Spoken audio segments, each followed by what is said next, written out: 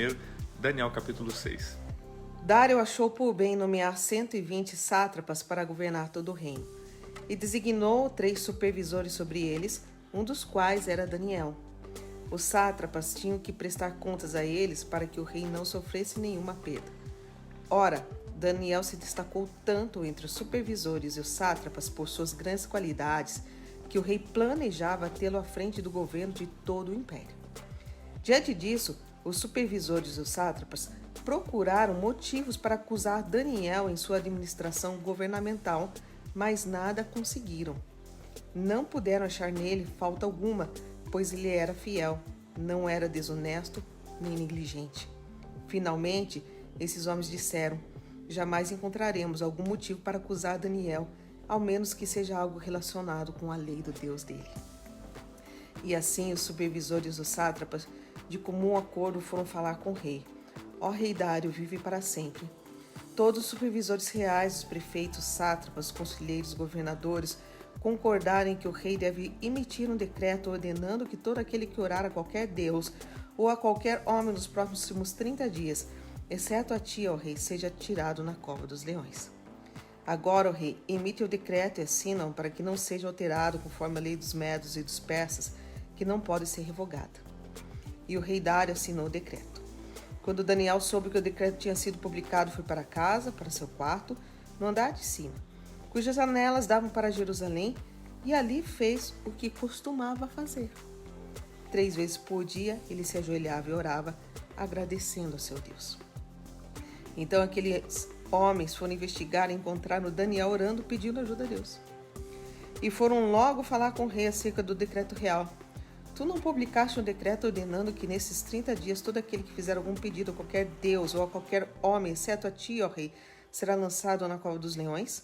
O rei respondeu: o decreto está em vigor conforme a lei dos medos e dos persas, que não pode ser revogada. Então disseram ao rei: Daniel, um dos exilados de Judá, não te dá ouvidos, ó rei, nem ao decreto que assinaste. Ele continua orando 3 vezes por dia. Quando o rei ouviu isso, ficou muito contrariado e decidiu salvar Daniel. Até o pôr do sol, fez o possível para livrá-lo.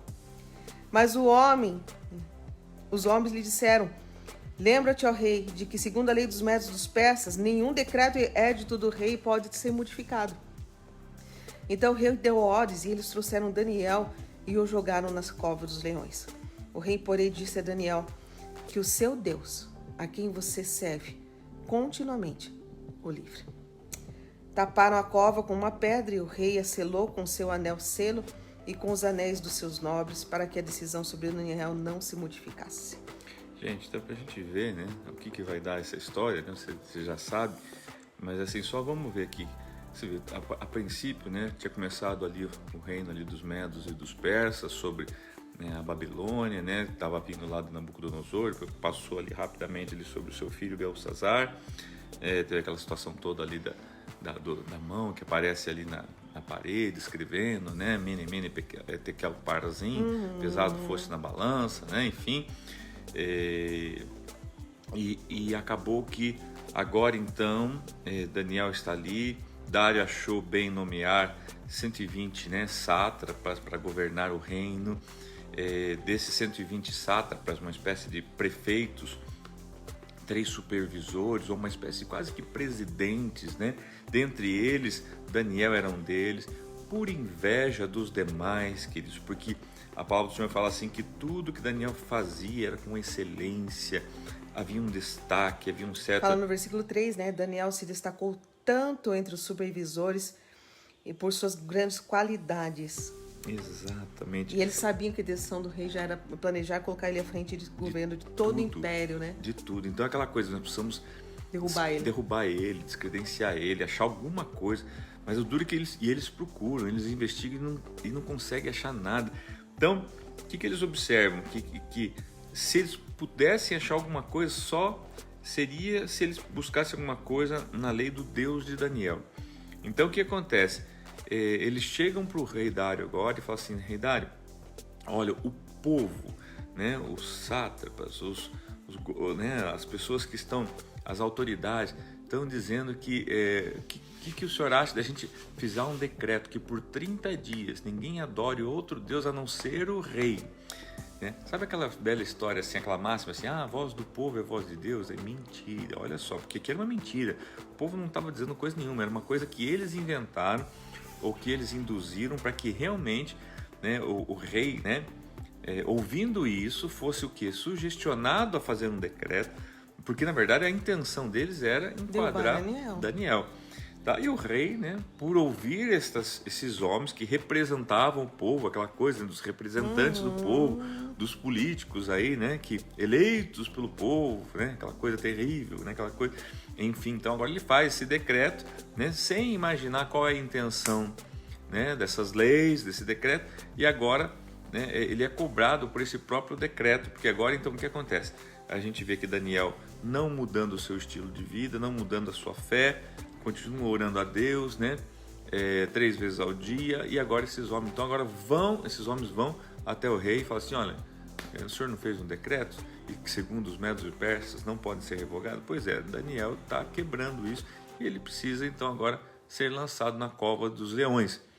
A gente vê que o próprio Dário, né? A gente percebe, a própria palavra do Senhor que fala que ele tenta, né?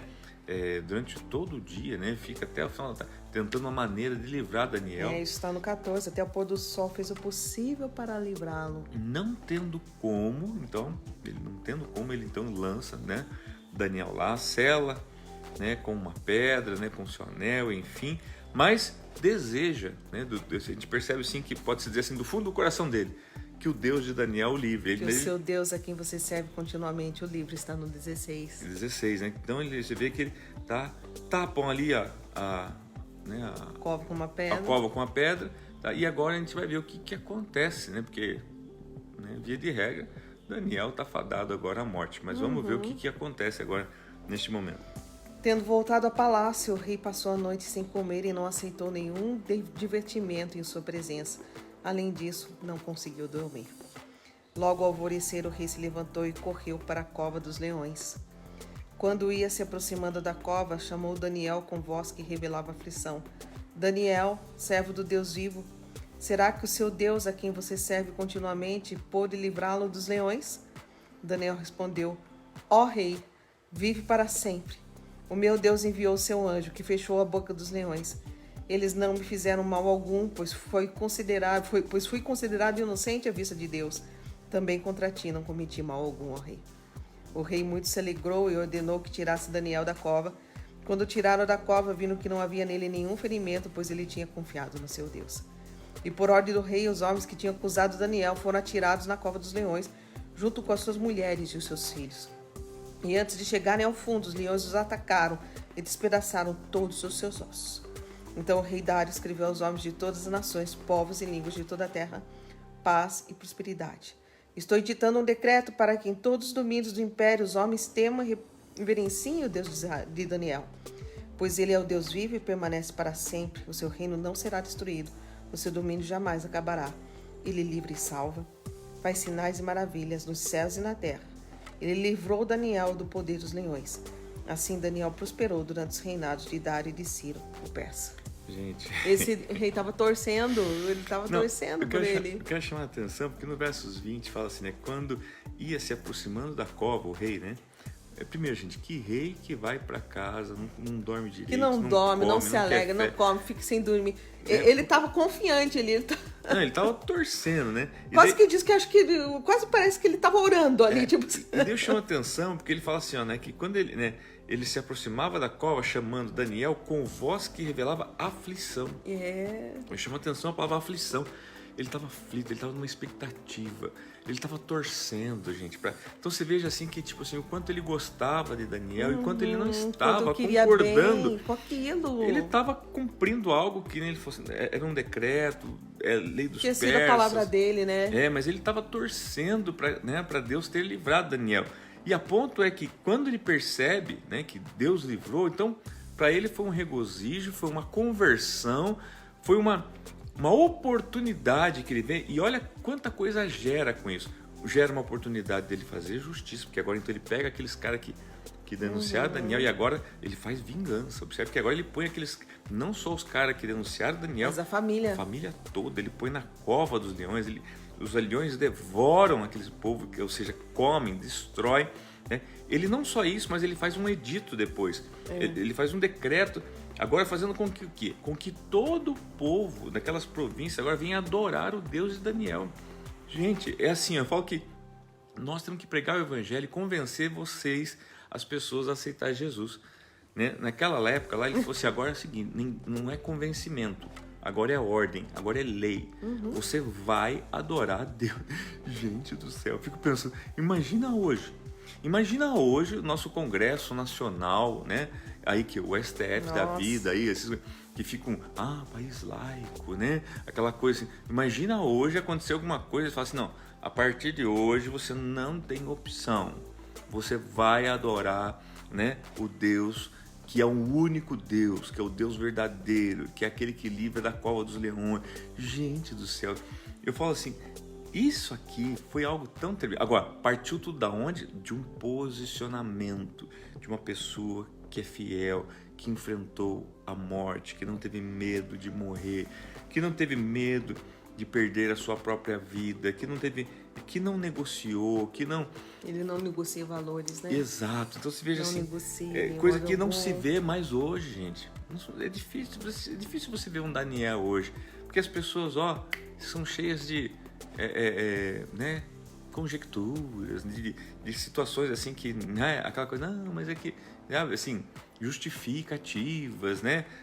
Então, você vê quanta coisa, um posicionamento em Deus pode mudar, não só o livramento, não só Deus livrar a sua vida, a minha vida, mas Deus mudar a história de uma nação. Nós estamos falando que Deus mudou a história de uma nação, dos medos e dos persas, via lei, gente, botou uma lei no reino, pastora. Isso é... Gente, eu não sei se consegue dimensionar isso. Criou-se uma lei que mudou. Talvez nem toda a pregação do evangelho do mundo poderia mudar a nível de reino como mudou uma lei, sabe? Então é isso que eu quero... Um posicionamento, né? Mas foi imposto, e daí? Mas tiveram que... Imposto ou não, tiveram que obedecer. Naquela época era meio que assim que funcionava a coisa. Hoje que nós vemos na graça, essa coisa maravilhosa, que é maravilhosa por um lado, por outro lado, as pessoas não aproveitam.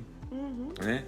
E detalhe, não aproveitam e ficam querendo que esse progressismo, esse comunismo que todo mundo fica pedindo e não sabe nem o que é, e fica pedindo, né? Achando que é algo bom, né? E essa coisa aí que ficam...